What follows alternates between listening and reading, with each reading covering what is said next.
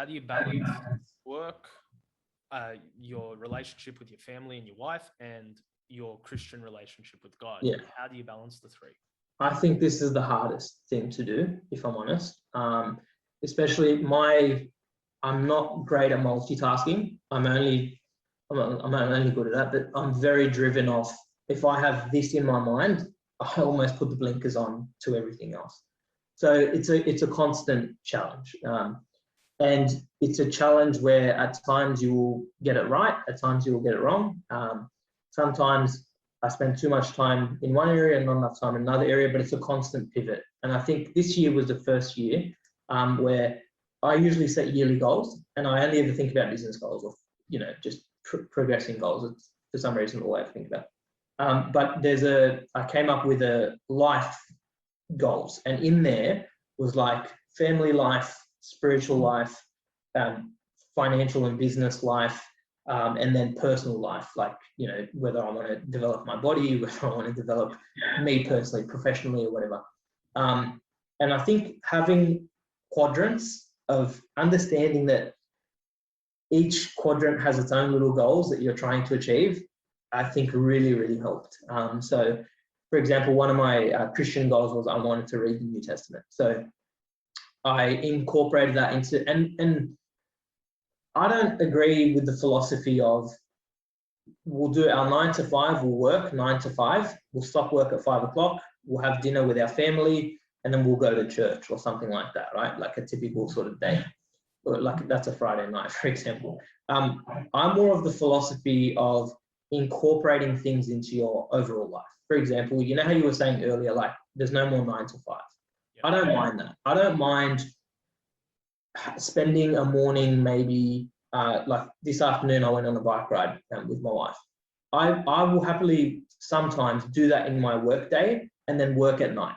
You know what I mean? Yeah. So, or take a morning off to, you can't do anything now, but I'm talking in a realistic, in a broader scale, or, going to a ministry at this time of the day and then working around it, or fitting in family life, around that. I think it's all just one salad of life. I don't compartment, I think, life. I think it's all just one thing that you need to incorporate.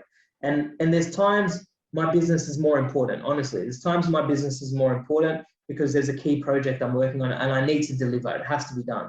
There's times my family is much more important. God is always the most important, but it's prioritized at certain times. Correct, exactly.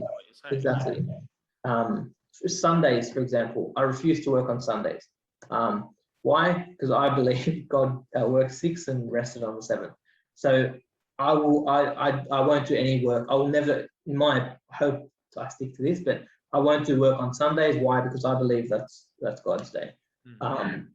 Happy to work around that to give myself the capacity to have that day off, for example. Yeah, it's about those convictions and those priorities at the start, and then being able to move your life in a way where it accommodates to that. Correct. Absolutely. I'm starting to realize how much you and I think alike, mate, because I do the separation of all 4 parts of my life as well. Do you? I did that earlier this year, trying to see. How good?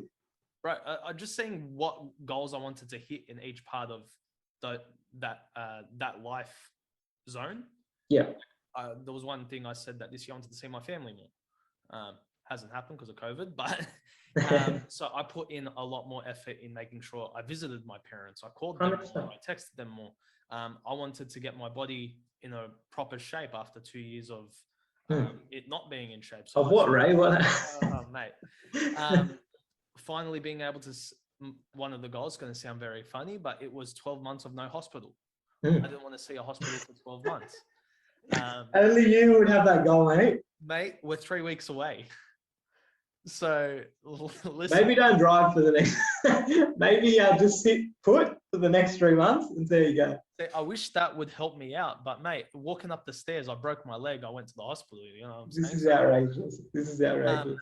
But yeah, I think it is important to do that. I think it is important to take a look at your life and sort of examine it and see, okay, I need to work on this. I need to be more productive in this light.